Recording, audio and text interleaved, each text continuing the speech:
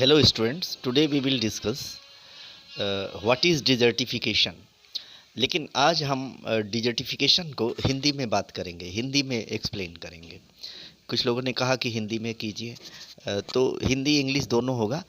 रेगिस्तानीकरण क्या है, इसके क्या कारण है, रोकेंगे कैसे?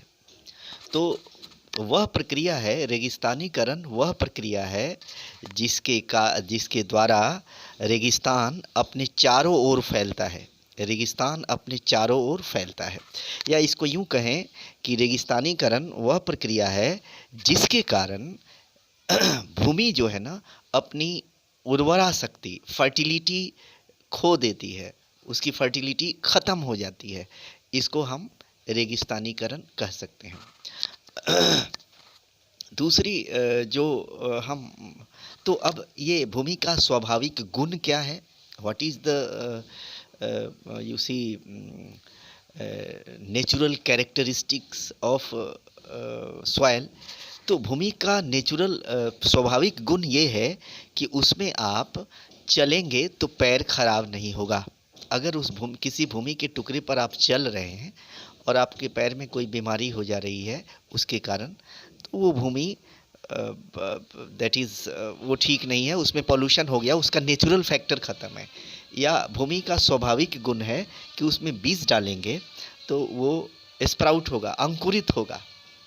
तो अगर भूमि में अंकुरन बीज अंकुरित नहीं हो रहा है, इसका मतलब इसमें भूमि अपना नेचुरल जो स्वभाव है, नेचुरल उसकी स्वाभाविक जो विशेषता है वो ख़त्म हो गई है। तो इसको आप कह सकते हैं कि भूमि खराब हो गई है, यानी कि रेगिस्तानीकरण हो गया है, यानी कि डिजर्टिफिकेशन हो गया है। ऐसे मैंने जो पहले एक दो लाइन कहा वो डिफिनेशन इज़ करेक्ट। दूसरा, अब इसका कारण क्या है, what are the causes of desertification, रेगिस्तानीकरण के कारण क्या है? तो रेगिस्तानीकरण के दो कारण हो सकते हैं। सारे कारणों को हम दो भाग में बांटते हैं, एक तो नेचुरल फैक्टर और दूसरा हो सकता है ह्यूमन फैक्टर, यानी कि प्राकृतिक कारण और मनुष्य के द्वारा उत्पन्न कारण। तो प्राकृतिक कारण क्या है इसमें? तो प्राकृतिक कारण है आप ग्लोबल वार्मिंग है। तो ग्लोबल वार्मिंग यानी कि वैश्विक तापक्रम का बढ़ना, धरती का गर्म होना। तो धरती गर्म क्यों होती है? तो ये माने एटमॉस्फेयर में ये जो क्या कहते हैं उसको, वातावरण में जो गैसों की जो एक मात्रा है, प्रोपोर्शन है, वो बढ़ जाए या घट जाए। कार्बन डाइऑक्साइड, ऑक्सीजन, नाइट्रोजन और गैसें हैं, उनकी मात्रा में अगर प्रोपोर्शन में अगर बढ़ जाए या घट जाए तो वो अफेक्ट होगा, ये वातावरण को ख़त्म करेगा। तो ग्लोबल वार्मिंग एक नेचुरल फैक्टर है जिससे डिजर्टिफिकेशन होता है। एक तो पहला कारण। दूसरा कारण है ड्रॉट सिचुएशन, यानी कि सुखाड़ होना, अनावृष्टि होना, वर्षा का न होना। अनावृष्टि और वैश्विक तापक्रम का बढ़ना, दो कारण हमने बताया। तो ग्लोबल वार्मिंग तो है धरती का तापक्रम बढ़ना, धरती का तापमान बढ़ना, और वर्षा न होना।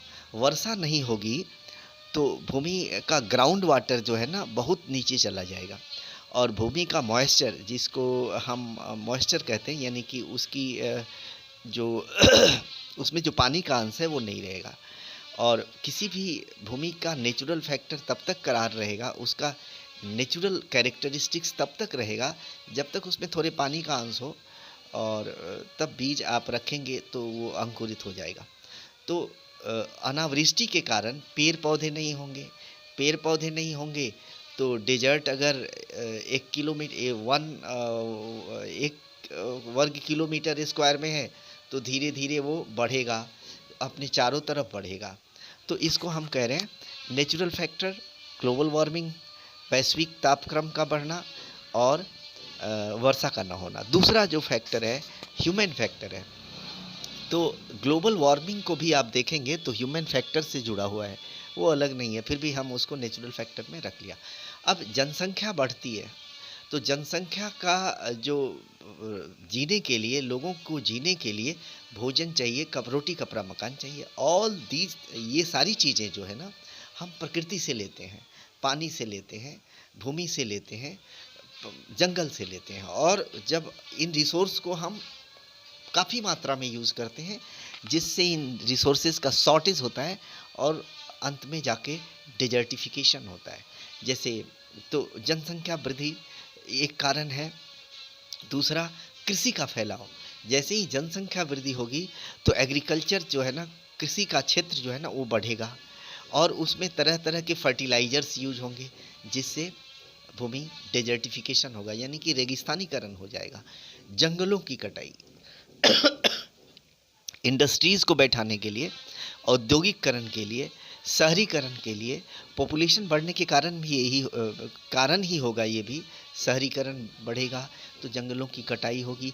यहाँ तक कि हम नदियों के किनारों को भी फिलअप कर देते हैं, माटी भर के उसमें मकान बना देते हैं, तालाब, छोटे छोटे वाटर बॉडीज़ को भी भर देते हैं। तो इसके कारण भी ये डिजर्टिफिकेशन होगा। फिर इसको अब रोकेंगे कैसे? तो रोकना क्या है? तो जनसंख्या अगर वृद्धि को के रेट ऑफ पॉपुलेशन ग्रोथ, जनसंख्या वृद्धि के दर को हम कम कर देंगे, तो हमारा जो ये है ग्लोबल वार्मिंग है, ये कुछ हद तक रुकेगा।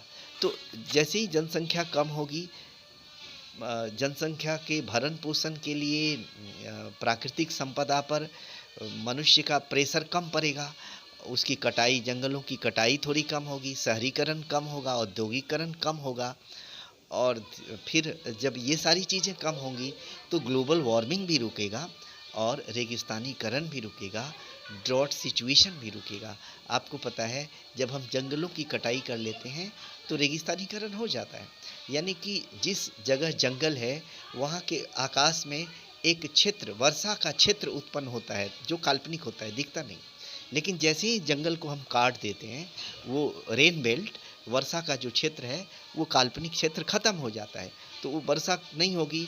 तो फिर ये कवर, जो वेजिटेशनल कवर है, जो पेड़ पौधों का जो चादर है, जो पृथ्वी को ढके रहता है, उसके शक्ति को बनाए रखता है, वो ख़त्म हो जाएगा, और उसके ख़त्म होने को ही हम कहते हैं डेजर्टिफिकेशन। ठीक है, हम समझते हैं, ये नोट आपको याद हो जाएगा, अच्छा होगा। Thank you, thank you.